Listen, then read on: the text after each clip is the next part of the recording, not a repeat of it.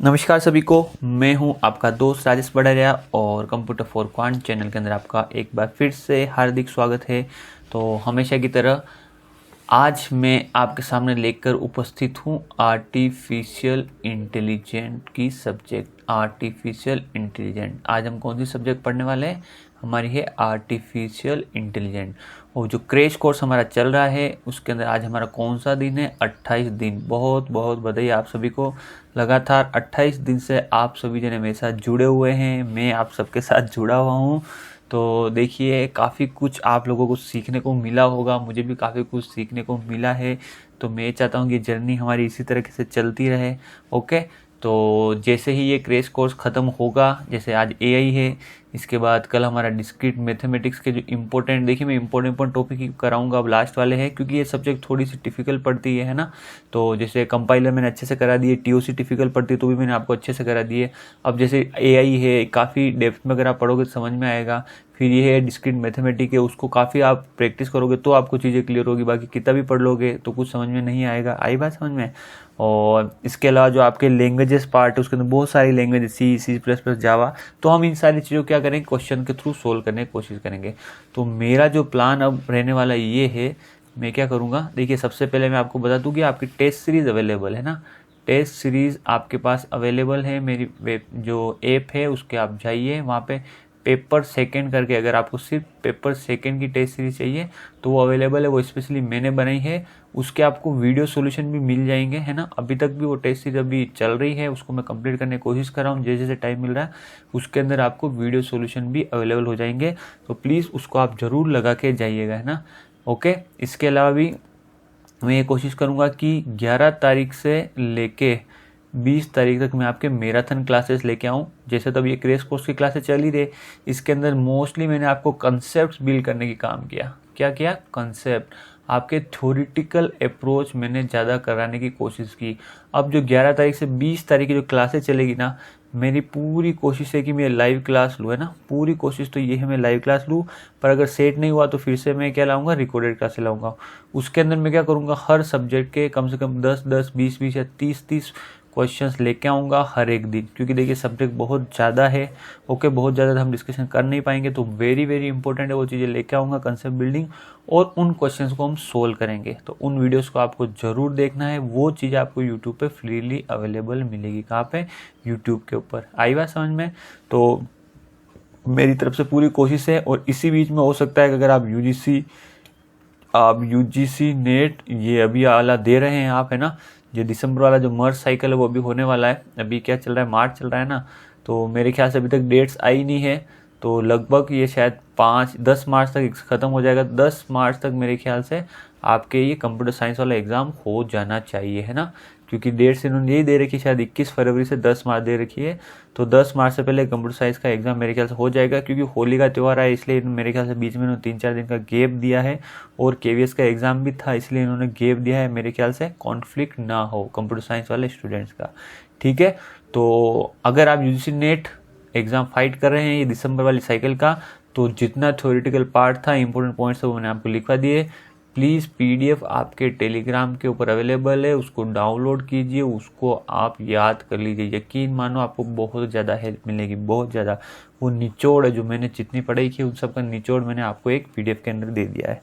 Okay, तो चलिए आज हम चालू करते हैं हमारा आर्टिफिशियल इंटेलिजेंस। तो बिल्कुल शॉर्ट एंड स्वीट में पढ़ाऊंगा, क्योंकि सही बात तो ये है कि एआई को मैं भी कभी इतना ज़्यादा पढ़ के नहीं गया हूँ, इसके बावजूद भी देखिए आराम से क्लियर कर सकते हैं। तो यूजीसी नेट के अंदर ये है कि हर चीज़ आपको पढ़ने की ज़रूरत नहीं है, आपको सिर्फ ये समझने की ज़रूरत है कि किस सब्जेक्ट के अंदर क्या इंपॉर्टेंट चीज़ है। ओके, तो एआई अभी हम बिल्कुल शॉर्ट तरीके से करेंगे जितना आपको ज़रूरत है, बाकी ऑन द वे जैसे भी क्वेश्चंस के थ्रू है, किस तरह से क्वेश्चन आते हैं वो हम क्लासेस के अंदर डिस्कस करेंगे, मैराथन क्लासेस के अंदर।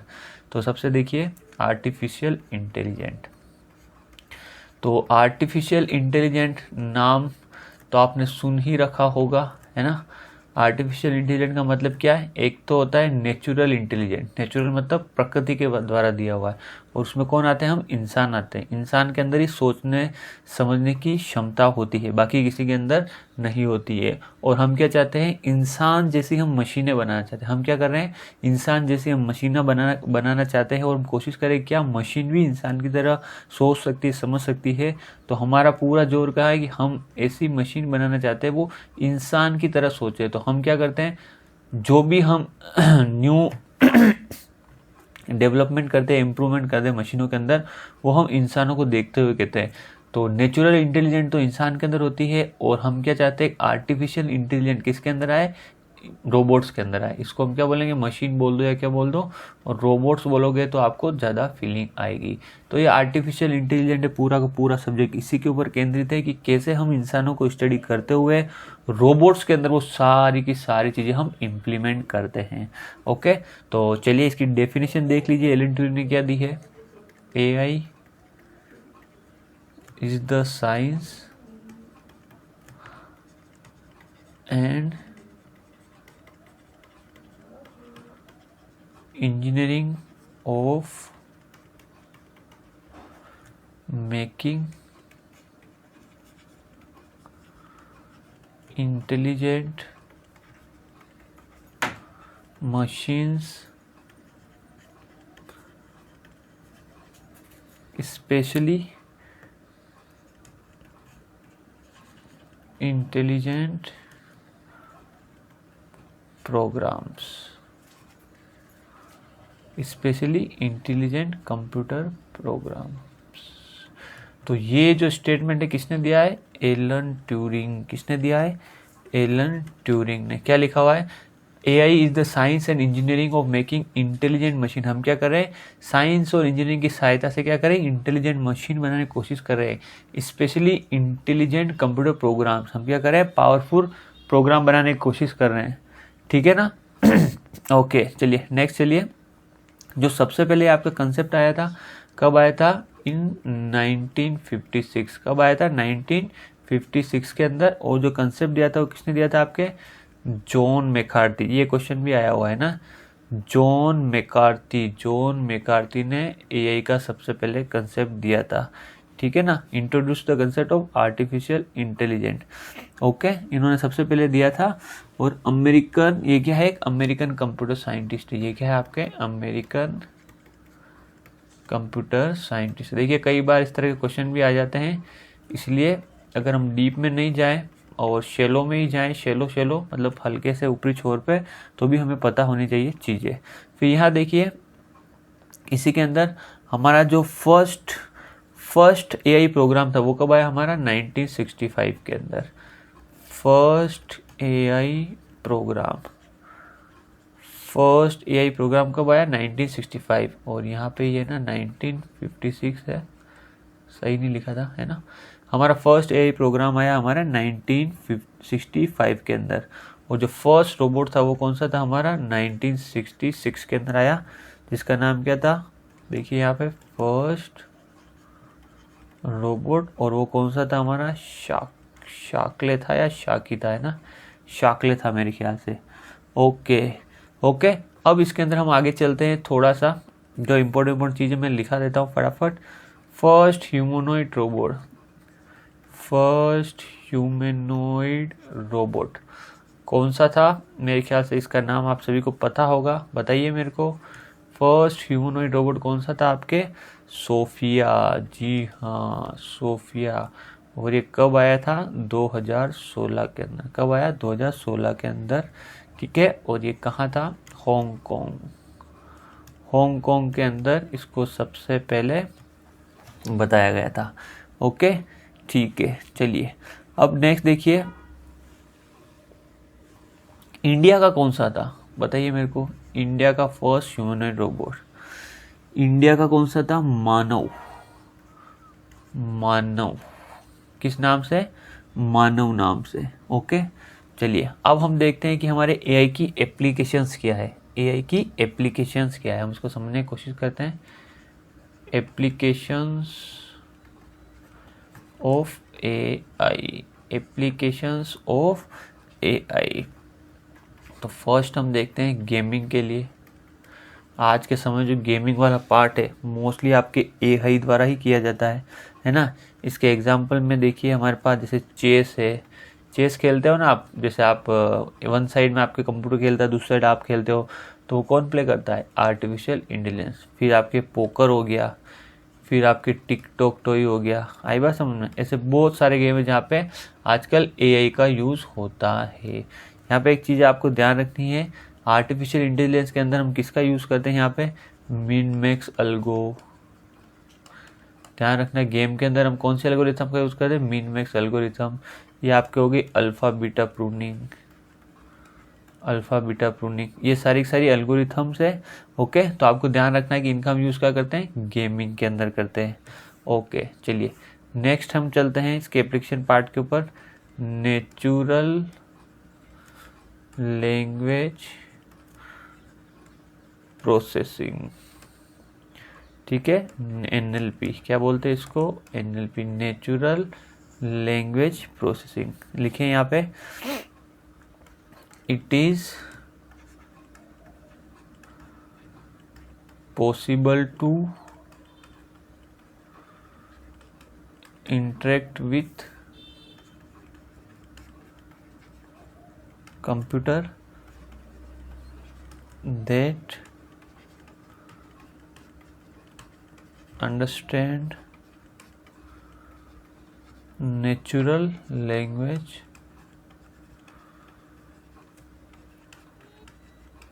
spoken by human. मतलब क्या हुआ, इंसान जो भाषा बोलता है वो अब कंप्यूटर के लिए अंडरस्टैंड करना पॉसिबल हो चुका है। और जो पॉसिबल हुआ किसके कारण हुआ? नेचुरल लैंग्वेज प्रोसेसिंग के द्वारा।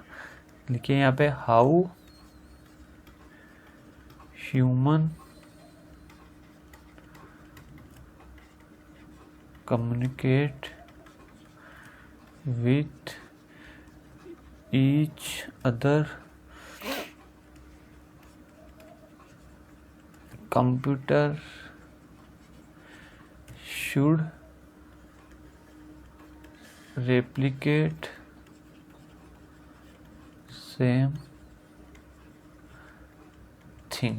कैसे हम इंसान कम्युनिकेट करते हैं एक दूसरे से? आपके जो कंप्यूटर, आप जो रोबोट जो बना रहे हो वो उसी तरीके से रेप्लिकेट करने चाहिए। रेप्लिकेट मतलब उसी तरीके से क्या करना चाहिए? अनुसरण करने चाहिए। ओके, तो यहाँ पे देखिए एप्लीकेशंस ऑफ NLP की एप्लीकेशंस क्या है, यहाँ से भी क्वेश्चन आ जाता है कई बार, है ना। एप्लीकेशंस ऑफ NLP, तो वो लिखिए आप, स्पीच रिकॉग्निशन। स्पीच रिकॉग्निशन मतलब आप बोलते हो और उसके अकॉर्डिंग जो आपके रोबोट से एक्ट करते हैं। तो मैं एग्जांपल बताता हूँ, देखिए जैसे गूगल असिस्टेंट। गूगल असिस्टेंट क्या करता है? आप जैसे भी बोलते हो book a ticket, call to someone, तो वो क्या करता है? जिसका भी आप नाम लोगे उसको कॉल कर देता है। फिर और एग्जांपल क्या हो गया? सीरी। सीरी कहाँ? एप्पल का प्रोडक्ट है। सीरी क्या करता है? ये भी स्पीच रिकॉग्निशन टेक्निक है। फिर क्या है? एलेक्सा। एलेक्सा किसके द्वारा बनाया गया है? अमेजन के द्वारा। तो ये सारे के सारे क्या किस पे यूज़ करते हैं? NLP, natural language processing concept के ऊपर वर्क करते हैं। क्वेश्चन आता है कि भाई इनमें से कौन सा नेचुरल लैंग्वेज प्रोसेसिंग के ऊपर वर्क करता है, तो इनमें से कोई एक ऑप्शन आपको दिया होगा और आपको आंसर टिक करना है। फिर मान लीजिए आपकी चैट बोट्स जो आजकल ऑटोमेटिक चैट करती है ना, वो सारे के सारे। ओके, ठीक है, चलिए अब देखिए यहाँ पे नेक्स्ट अब हम क्या पढ़ने वाले हैं।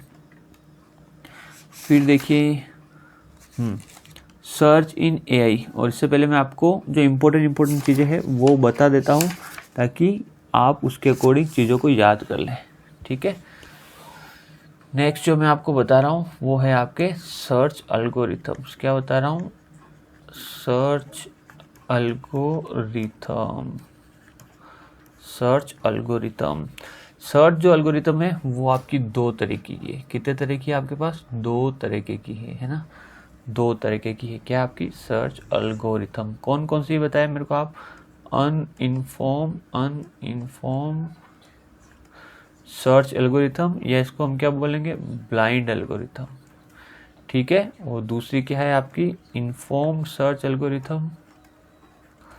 इन्फॉर्म सर्च एल्गोरिथम या हम बोलेंगे ह्यूरिस्टिक, ये टर्म वेरी इंपॉर्टेंट है ना।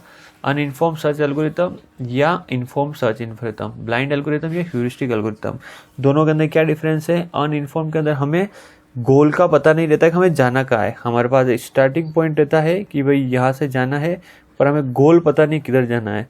और इन्फॉर्म के अंदर क्या रहता है? हमारे पास स्टार्टिंग पॉइंट रहता है और हमारे पास गोल पॉइंट भी रहता है, और हमें पता रहता है कि यहाँ से यहाँ पे जाना है। आई बात समझ में? तो इन सारी चीज़ों को एग्जीक्यूट करने के लिए अलग अलग एल्गोरिथम है। देखिए यहाँ पे कौन कौन सी एल्गोरिथम है। सबसे पहले हमारे पास हो गई, हम बात करें अनइन्फॉर्म सर्च की, वो है हमारी ब्रेड्थ फर्स्ट सर्च। कौन सी एल्गोरिथम है? Breadth first search. ये वही एल्गोरिथम जो हमने डीएसए के अंदर पढ़ी ना, वो की वही एल्गोरिथम है। नेक्स्ट है हमारे पास यूनिफॉर्म कोस्ट सर्च। कौन सी एल्गोरिथम है? Uniform cost search. नेक्स्ट हमारे पास कौन सी है? Depth first search algorithm. कौन सी है? Depth first search algorithm. Next हमारे पास कौन सी है? इटरेटिव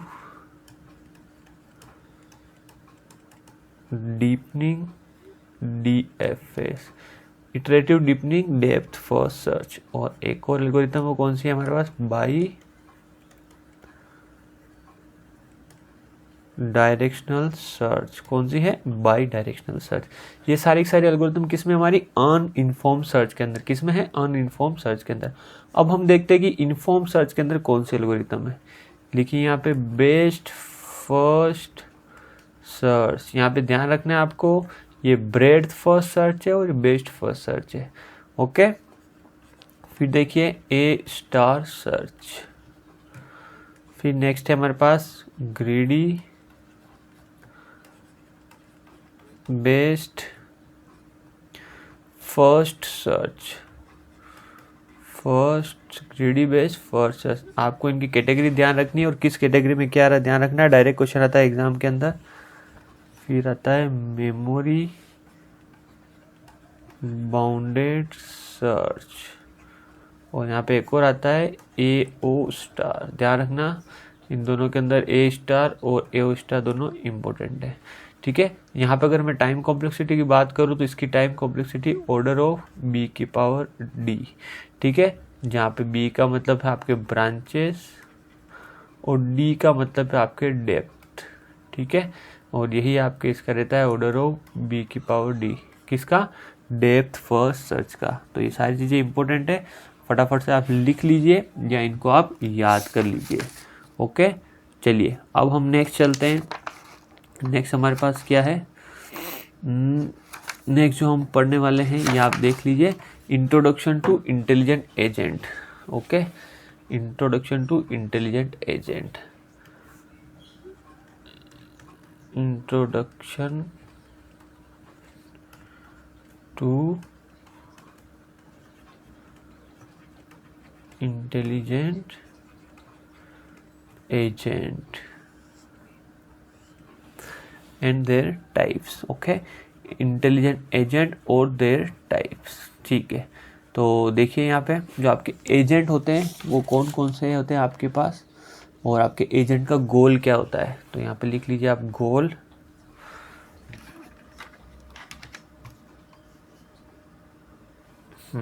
देखिए गोल क्या है एजेंट का? गोल ऑफ एजेंट्स, फर्स्ट है हाई परफॉर्मेंस,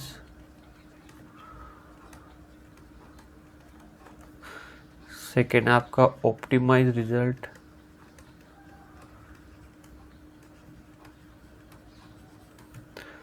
थर्ड इसके अंदर आपका राइट एक्शन। तो देखिए एजेंट क्या होता है? एजेंट मान लीजिए, इसको हम एजेंट मान लेते हैं। एजेंट क्या आप तरीके से एक तरह के सॉफ्टवेयर है। वो क्या करते हैं? एनवायरनमेंट से क्या करते हैं? लर्न करते हैं। भाई यहाँ पे कोई भी मान लीजिए, और यहाँ पे आपका क्या एनवायरनमेंट है, ये क्या है आपका एनवायरनमेंट, इसकी जो सराउंडिंग्स। ओके, तो ये सराउंडिंग से क्या करते हैं? लर्न करते हैं। और आपका एनवायरनमेंट क्या रेस्पॉन्स दे रहा है, इसके रेस्पॉन्स में क्या परसेप्शन दे रहा है, क्या रिस्पॉन्स दे रहा है, उसके अकॉर्डिंग क्या करता है? ये सीखते रहते हैं। कौन रहते हैं? एजेंट सीखते रहते हैं। जैसे मान लीजिए कि भाई इंसान है और इंसान के क्या हुआ, गरम गरम क्या लग गया, गरम गरम दूध गिर गया उसके ऊपर, या किसी गरम गरम चीज़ को उसने छू लिया, तो इंसान क्या करता है, फटाफट उस अपने हाथ को क्या करता है, उसकी साइड खींच लेता है, या वो गरम गरम साइड से हट जाता है। तो ये चीज़ क्या कौन करता है, इंसान एक्ट करता है। अब जो आपके एजेंट क्या करते हैं, उसी अकॉर्डिंग एक्ट करने की कोशिश करते हैं कि भाई जब गरम गरम चीज़ इंसान ने कैसे रिएक्ट किया है उस गरम चीज़ को छूने के ऊपर, वो सारी चीज़ें क्या करते हैं, परसेप्ट करता है। कौन करता है, आपका एजेंट परसेप्ट करता है, और उसके अकॉर्डिंग क्या करता है, वो आगे एक्ट करने की कोशिश करता है। कौन करता है, आपके एजेंट एक्ट करने की कोशिश करता है। तो एजेंट के अंदर भी कुछ आपके टाइप्स हैं, वो आप देखिए कौन कौन से टाइप्स ऑफ एजेंट्स। एजेंट के कुछ टाइप है, देखिए कौन कौन से आपके, सिंपल रिफ्लेक्स एजेंट। क्या है, सिंपल रिफ्लेक्स एजेंट। दूसरा क्या है आपके, मॉडल बेस्ड रिफ्लेक्स एजेंट। तीसरा क्या है, गोल बेस एजेंट्स। चौथा क्या है, यूटिलिटी बेस्ड एजेंट्स। और पांचवा क्या है,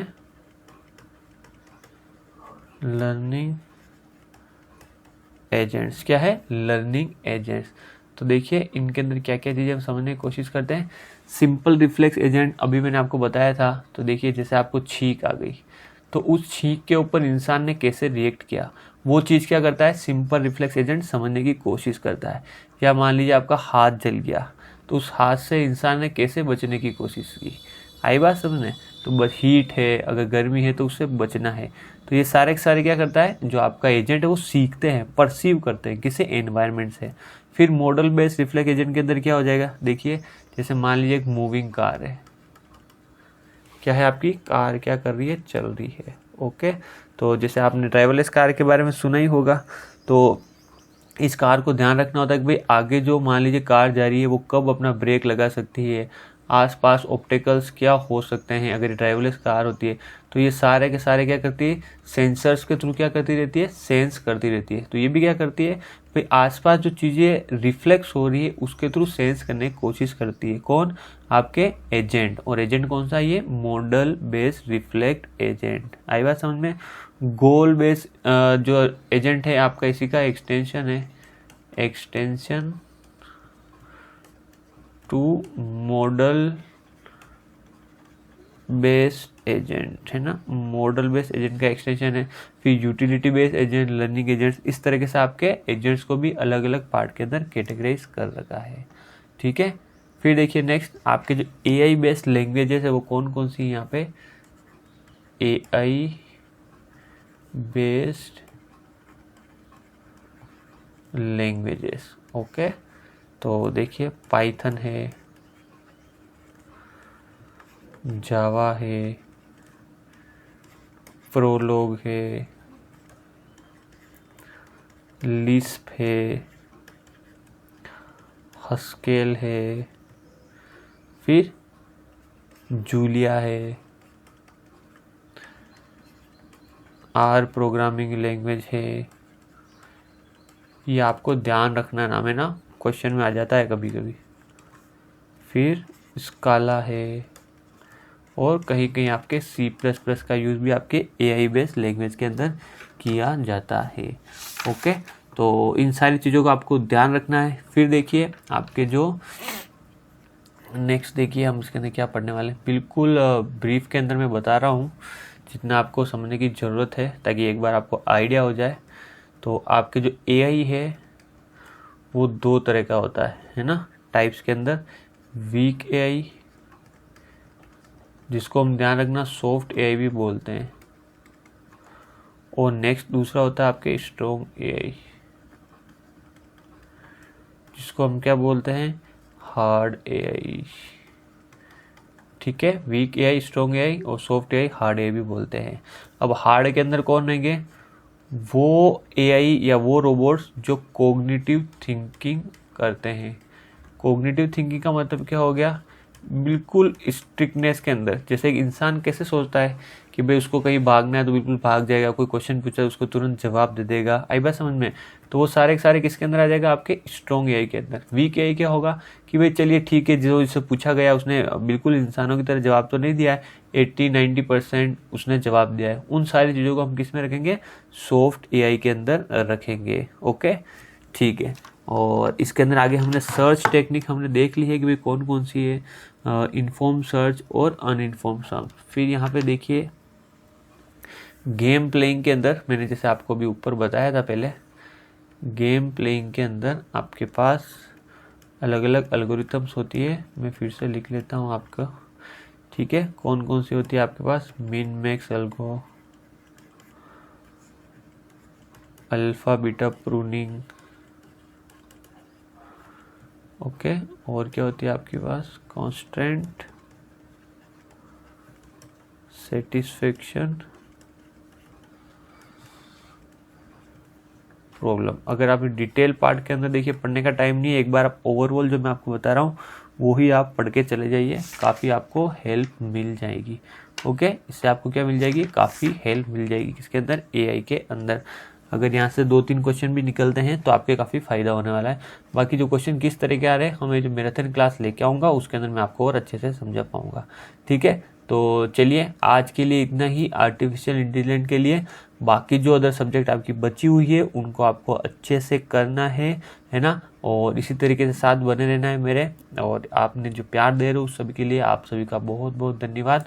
जो भी आपके और स्टूडेंट्स हैं, आपके जो दोस्त हैं, उनको प्लीज़ बोलिए चैनल को सब्सक्राइब जरूर करें, वीडियो को लाइक करें और शेयर करें। ओके, मिलते हैं हम हमारे नेक्स्ट वीडियो के अंदर। Thank you.